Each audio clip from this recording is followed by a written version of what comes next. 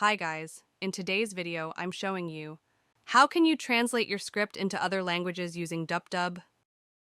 The process will be quite simple and easy. Simply navigate to the studio and here you will see the option, Translation. Tap on this one and you will be redirected to this page. Here you will see Languages, English, Spanish. And if I tap on this arrow icon, then here are a lot of different languages. From here, you have to select your language, which you want to convert into another language, like I want to convert English. So these are the translation languages in which you want to translate your language.